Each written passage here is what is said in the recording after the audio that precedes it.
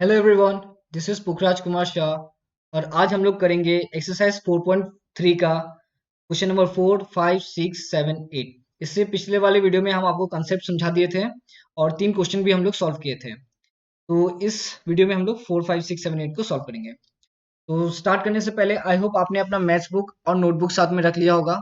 साथ ही साथ आप अपने फ्रेंड्स और क्लासमेट के साथ इसको शेयर कीजिएगा। और कोई भी किस्म का डाउट होता है तो आप हमसे कॉन्टेक्ट कर सकते हो। तो देखिए, क्वेश्चन नंबर 4 में क्या बताया कि the taxi fare in a city is as follows. For the first kilometer, the fare is rupees 8, and for the subsequent distance, it is rupees 5 per kilometer. Taking the distance covered as x kilometer and total fare as rupees y, write a linear equation for this information and draw its graph. तो ये वाला जो question है ना, ये थोड़ा important है और इसको समझना थोड़ा ट्रिकी है। ओके, तो इसको हम जो समझाएंगे आप एकदम ध्यान से समझना। देखिए, हम लोग को क्वेश्चन में बताया है कि फॉर द फर्स्ट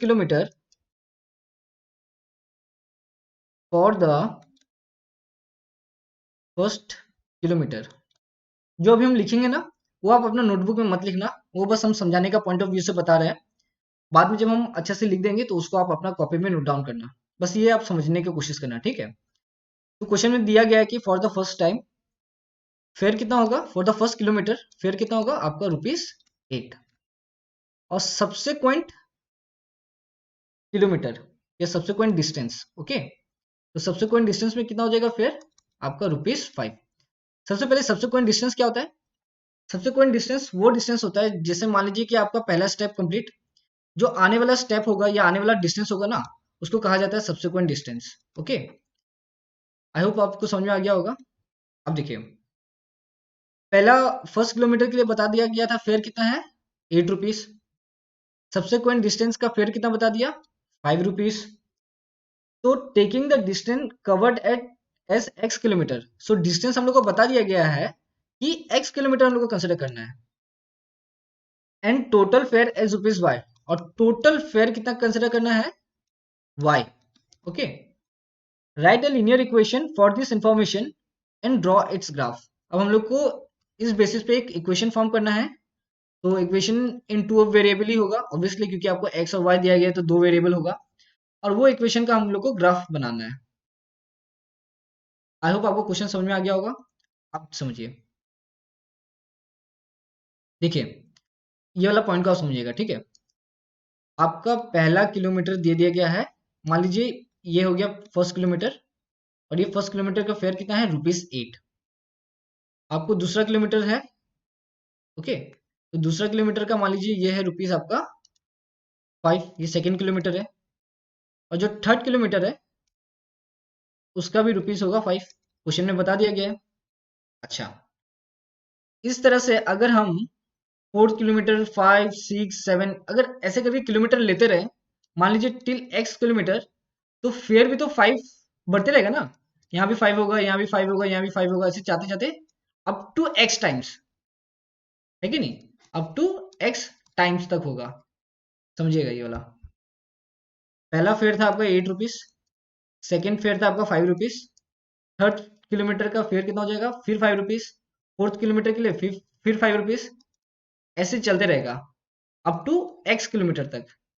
ओके, तो यहाँ जो 5 है वो तो रिपीटेड हो रहा है टिल एक्स, यानी एक्स टाइम्स तक ये जा रहा है कि नहीं। अच्छा, अब ध्यान से देखिए, ये 8 को हम कैसे लिख सकते हैं, 8 को हम लिख सकते हैं 3 + 5, करेक्ट। तो यहाँ 5 एक बार रिपीट हुआ, second time, third time, fourth time, till x time. तो क्योंकि ये एक्स टाइम तक रिपीट हो रहा है तो इसको हम लोग लिख सकते हैं 5x, करेक्ट। तो यहाँ तक तो हम लोग लिखा गया 5x, बचा क्या, +3 बचा, तो इसको हम लोग लिख देते हैं +3।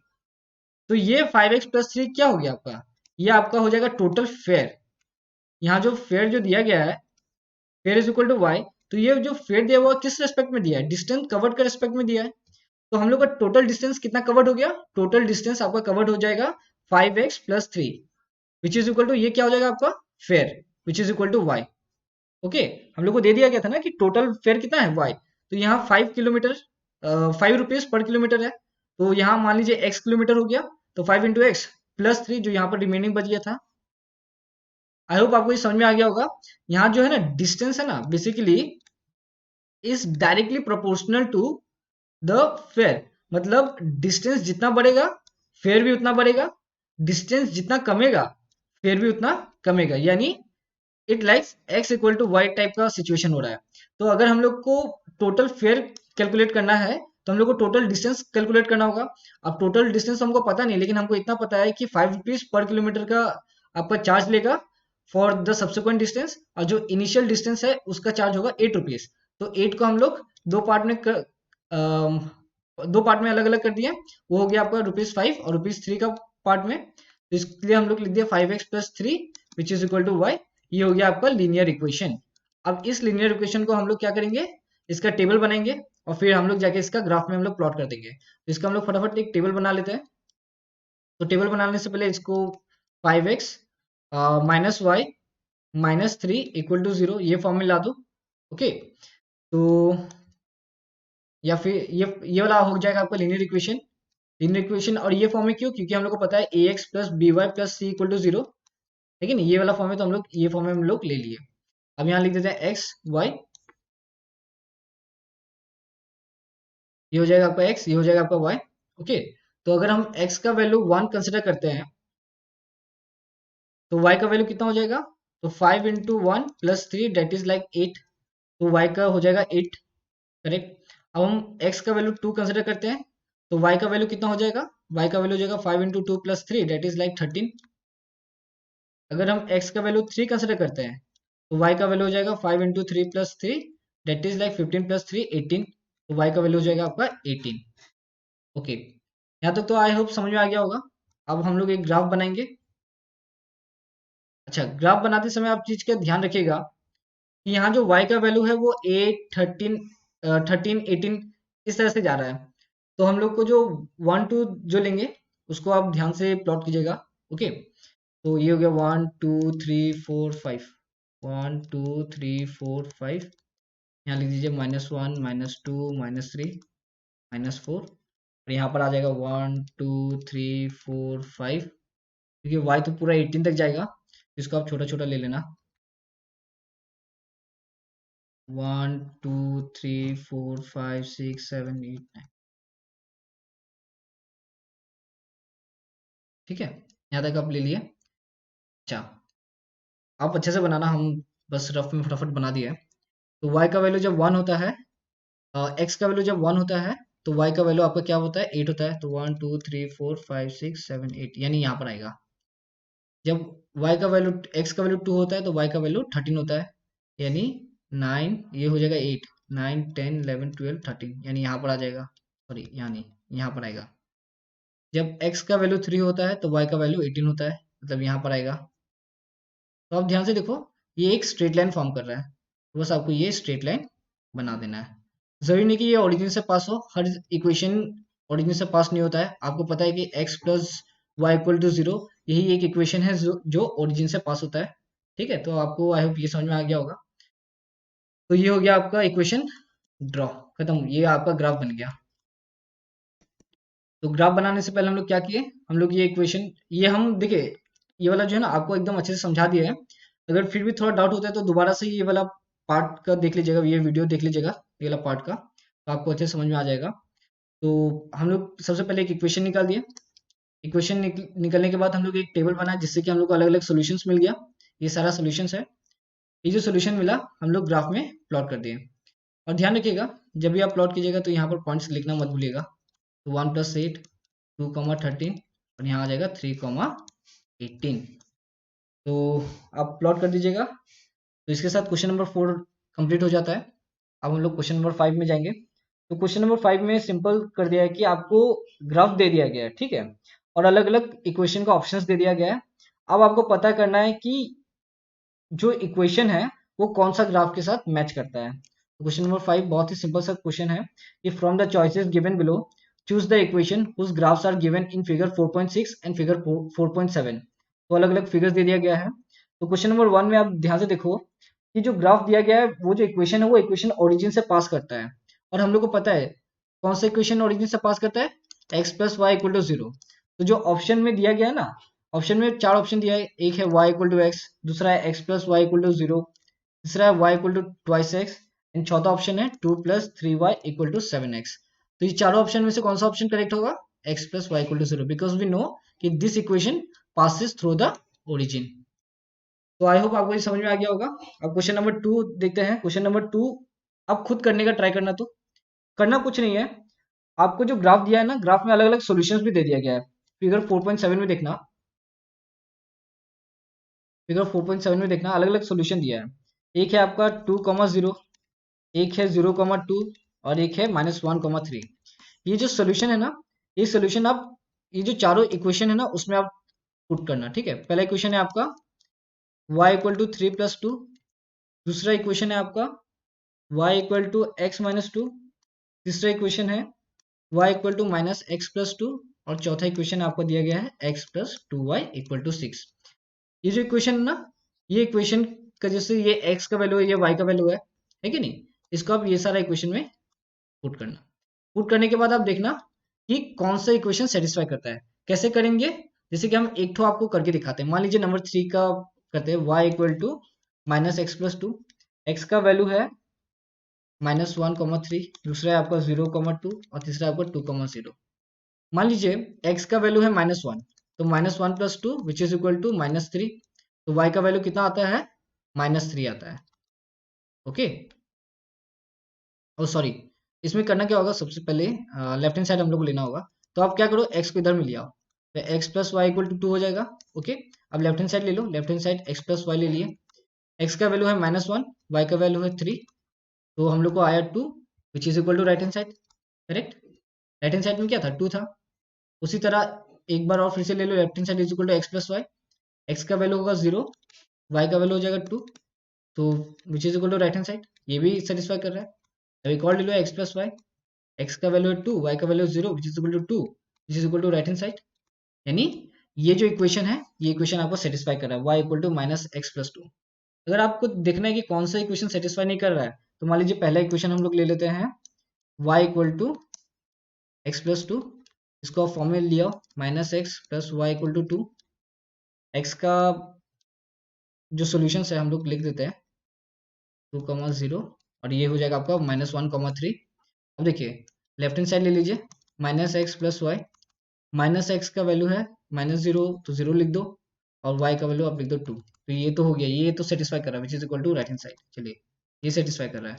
दूसरा वाला देखते हैं, दूसरा में है -2 plus 0 which is equal to -2 and which is not equal to right hand side, तो डेफिनेटली ये इक्वेशन आपको सेटिस्फाई नहीं करता, यानी ये इक्वेशन इज नॉट करेक्ट।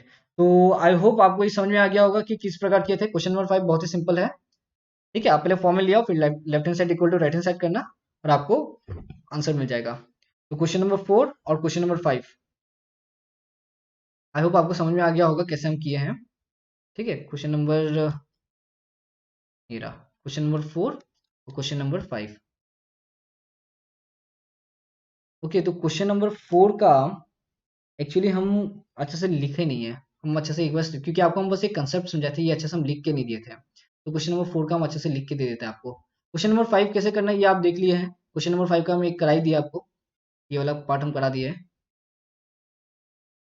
आपको बस इसको चॉइस करेक्ट बताना है, आपको सॉल्व करके नहीं शो करना है, ठीक है। अगर आपको बस आंसर दे देगा 1 मार्क्स का आएगा, तो आपको सॉल्व करके नहीं बताना है, आपको बस डायरेक्टली करेक्ट आंसर आप रफ में अपना सॉल्व कर लेना, और उसको डायरेक्ट आंसर दे देना।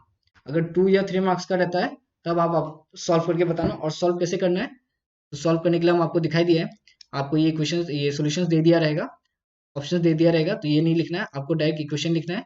इक्वेशन को पहले ये वाला फॉर्म में ले जाना है, ठीक है। उसके बाद लेफ्ट हैंड साइड कंसिडर करके, अगर राइट हैंड साइड के साथ इक्वल होता है तो ठीक है, अगर एक भी सॉल्यूशन वो इक्वेशन के साथ सेटिस्फाई नहीं करेगा, तो आपको बस डायरेक्टली वो चॉइस को हटा देना है, और फिर दूसरा इक्वेशन को कंसिडर करना, एंड देन दूसरा सोल्यूशन प्लॉट करना। तो आई होप ये वाला आपको समझ में आ गया होगा। नंबर 4 का हम अच्छे से लिखे नहीं है, आपको हम नंबर 4 अच्छे से स्टेटमेंट लिख के बता देते हैं कि the taxi fare in a city is as follows: for the first kilometer the fare is ₹8, so given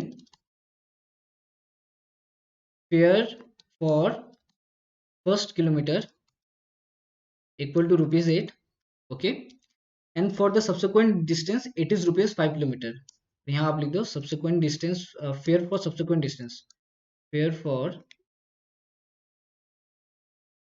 for subsequent distance equal to ₹5. Taking the distance covered at as x kilometer and total fare is y, write a linear equation for this information. So let the distance covered as x kilometer and let the fare या total fare as y. Okay, according to question, अब बस according to question लिख देना direct, 5x minus y plus 3 equal to 0। अब ये direct लिख देना क्योंकि हम लोग इसको ऑलरेडी समझ चुके हैं कि ये कैसे हुआ। ठीक है, आपको ये पार्ट तो लिखना नहीं है, ये सब लिखना नहीं है, बस समझने के लिए है, अंडरस्टैंडिंग के लिए ये सब हम समझाए। ओके, तो इसको लिखना नहीं है आप बिल्कुल भी। हम लोग को इक्वेशन मिला था ना 5x minus y minus 3 equal to 0, बस आपको अकॉर्डिंग टू क्वेश्चन में ये डायरेक्ट लिख देना है। अच्छा, लिख देने के बाद आपको करना क्या है, ये जो टेबल है ना, ये टेबल फॉर्म करना होगा। अगर ड्रॉ द इक्वेशन है ना, तो ये तो हो गया, therefore 5x minus y plus 3 equal to 0 is the required linear equation. Okay, तो यहां तक तो आप लिख देना है। अब ग्राफ में यहां पर आ जाएगा, ग्राफ करके ऐसे करके आप टेबल बना देना, टेबल बना देना। ठीक है, टेबल बना देने के बाद आपको सॉल्यूशंस मिलेगा, तो सॉल्यूशंस लिख देना आप। ओके, और सॉल्यूशन लिखने के बाद आप ग्राफ बना लेना। तो देखो ग्राफ तो कैसे बनाना हम दिखाई दिए हैं, ये है आपका टेबल, इसको नोट डाउन कर लेना। टेबल लिखने के बाद ये जो ग्राफ है ना, ये ग्राफ आप बना लेना। ओके, देखिए एक्स का यूनिट और वाई का यूनिट जरूरी नहीं कि हमेशा जो स्पेस होता है ना, जरूरी नहीं कि सेम हो। एक्स का लेकिन सेम है, मान लीजिए एक्स एक्सिस में जो लिए हैं, तो जो एक्स का पार्ट है और एक्स डैश का पार्ट है, ये दोनों सेम होना चाहिए। वाई का आप छोटा छोटा करके लो, उससे कुछ फर्क नहीं पड़ता। ठीक है, तो इस हिसाब से आप ड्रॉ कर लेना ग्राफ को। ये है आपका टेबल और ये है आपका इक्वेशन। तो क्वेश्चन नंबर 4 आप इस हिसाब से कर लेना। ओके, तो आई होप आपको ये समझ में आ गया होगा। अब क्वेश्चन नंबर 6 देखते हैं, और उसके बाद हम लोग अगले वीडियो में question number 7, question number 8 complete करेंगे। तो अभी के लिए क्वेश्चन नंबर 6 के साथ हम लोग ये वीडियो को खत्म कर देंगे। तो बताया गया कि if the work done by a body on an application of a constant force is directly proportional to the distance traveled by the body, express this in the form of an equation in two variables and draw the graph of the same by taking the constant force as 5 unit. Also read the graph from the work done when the distance traveled by the body is 2 unit and 0 unit. अच्छा, देखिए ये तो थोड़ा physics का question type हो गया। यहाँ बताया कि वर्क डन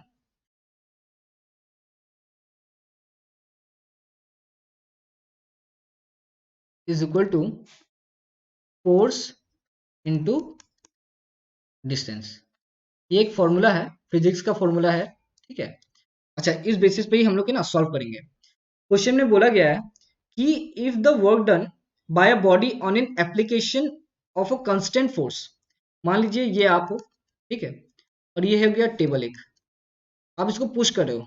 ओके, आप इसको पुश कर रहे हो, पुश करने के बाद मान लीजिए कि table at a constant force, हाँ कांस्टेंट फोर्स का मतलब हो गया कि आप कस के भी नहीं कर रहे हो, मतलब ऐसा नहीं कि स्टार्टिंग में कस के किया और फिर धीरे धीरे किए, वो नहीं। अगर स्टार्टिंग में अगर एकदम स्पीड में दे रहे हो, तो वही वाला फोर्स, वही वाला जो स्पीड होगा, वही वाला जो फोर्स होगा, उसी फोर्स में आप पुश कर रहे हो। ठीक है, तो आप मान लीजिए ये टेबल को आप पुश कर रहे हो, पुश करते करते एट अ सर्टेन टाइम मान लीजिए ये टेबल आपका इधर में आ गया। ओके, और आपका जो पोजीशन है वो यहाँ से चेंज होके मान लीजिए इधर में आ गया। तो हम बता देते हैं, ऐसे नहीं, मान लीजिए आप पुश किए, पुश करने के बाद आप इधर में पहुंच गए, टेबल यहाँ पर आ गया। ये आपका इनिशियल पोजीशन है, ये आपका फाइनल पोजीशन है।